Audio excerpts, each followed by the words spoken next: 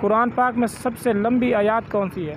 जब मुअज्जिन अज़ान देता है तो अज़ान के दौरान जो सुनने वाले हैं उनको क्या चाहिए, क्या करना चाहिए अज़ान के दौरान? वो कौन से 5 जानदार है जो बिना माँ बाप के पैदा हुए? गुस्ल के बाबा कितने फ़राइज़ है? गुस्ल के फ़राइज़ कितने हैं? वो कौन सी आयत है कुरान पाक में जो बार बार दोहराई गई? किसी के घर बेटी कब पैदा होती है? कुरान पाक में सबसे लंबी आयत कौन सी है? कुरान पाक में सबसे लंबी आयत कौन सी है? कुरान पाक से सबसे लंबी आयत सूरत बताओ। चलो आप सूरत बताइए। सूरतुल बकरा। और सबसे लंबी आयत जो है वो कौन सी है? सीधा बोले ना, वो हमें समझ नहीं आ रही। कुरान पाक में सबसे लंबी आयत जो है एक सूरत है, एक आयत है। सूरत नहीं कहते हम, आयत का पूछते हैं आपसे। आयत जो अच्छा, वो कौन सा आयत है कुरान पाक में जो बार बार दोहराया गया? नहीं पता। कुरान का हाफिज़ फरिश्ता कौन सा है? ये इतनी हमारे पास मालूमात नहीं है, मैं हाफिज़ नहीं हूँ। अच्छा, हाँ जी, वैसे इस्लाम दुनियावी तलीम में अच्छा, की हुई है। वो कौन सी आयत है कुरान पाक में जो बार बार दोहराई गई? इतनी मालूमात नहीं है, ये हाफिज़ कुरान से पूछे हैं। अस्सलाम वालेकुम बाबा। वालेकुम सलाम। क्या हाल है? खैर है। क्या नाम है? गुलाम मोहम्मद। गुलाम मोहम्मद। क्या करते हो बाबा? जट। क्या करते हो कारोबार? ये जटा का। अच्छा, खेती बाड़ी करते हो? जी। एक सवाल पूछेंगे आपसे, दिन के हवाले से। पढ़ जाए बाबा। छोटा सवाल है। अस्सलाम वालेकुम बाबा। जी वालेकुम सलाम। क्या हाल है? खैर है जी। क्या नाम है बाबा? मोहम्मद असलम। मोहम्मद असलम। क्या करते हो? भाई जटाकी करते हैं। खेती बाड़ी करते हो? या हो जी। अच्छा, वो कौन से 5 जानदार है जो बिना माँ बाप के पैदा हुए? नहीं पता। 5 जानदार है जो बिना माँ बाप के पैदा हुए हैं। नहीं पता बाबा। अनपढ़ जाए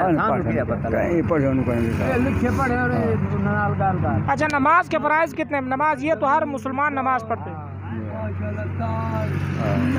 नमाज के फ़राइज़ का मालूमात है आपको? उधर मतलब 5 वक्त नमाज पढ़ी सुबह दे 4 बार दे पहले सुन तो होती है ना ना ना, ना। हाँ हाँ। नमाज के फ़राइज़, नमाज के जब तैयारी करते हैं वो फ़राइज़ आपको मालूमात है? नहीं गुसल करें तो सारा कुछ। गुस्ल के बाबा कितने फ़राइज़ है? हाँ, गुस्ल के फ़राइज़ कितने हैं? वो तो नहीं तो बैठे तू पढ़े हुए देर वहाँ पढ़े देर जो आए बाबा। अच्छा, जब मुअज्जिन अज़ान देते हैं तो अज़ान के दौरान जब सुनने वाले लोग हैं तो अज़ान के वक्त क्या करना चाहिए? नमाज पढ़नी चाहिए। मुअज्जिन अब अज़ान शुरू है, अब हम अज़ान सुनते हैं तो अज़ान के दौरान यानी कि हमें क्या करना चाहिए? जब मुअज्जिन अज़ान देता है तो अज़ान के दौरान जो सुनने वाले हैं उनको क्या चाहिए, क्या करना चाहिए अज़ान के दौरान? काम बंद कर तो नमाज पढ़नी चाहिए। अज़ान का जवाब देना। मुअज्जिन अज़ान देता अल्लाह अकबर, हमें चाहिए हम भी अल्लाह अकबर आहिस्ता। अच्छा, जन्नत में सबसे पहले कौन दाखिल होगा? इतना सवाल ना करने जी नहीं पता इस चीज़ का। किस मज़हब से ताल्लुक़ है? फ़िक़्ह जाफ़रिया। फ़िक़्ह जाफ़रिया से? हाँ जी। शिया या? हाँ जी। शिया से हो? हाँ जी। ठीक है। तो आपके मज़हब में गुस्ल के कितने फ़राइज़ हैं? 3 फ़राइज़ हैं। कौन से? पहला संजा करना जी, ठीक है। 3 खबे मुड़े, 3 सजे, 3 सिर ते पानी दे करवे। ठीक है। हाँ जी। बस ये 3 फ़राइज़ हैं? हाँ जी। ठीक हो गया। और नमाज जब आप पढ़ते हो हाँ जी, हाथ बांध कर पढ़ते हो या हाथ छोड़कर? खोल पे। हाथ छोड़कर पढ़ते हो? हाँ जी। ठीक हो गया। इस्लाम में सबसे पहले बादशाह कौन थे? हज़रत मोहम्मद सल्लल्लाहु अलैहि वसल्लम।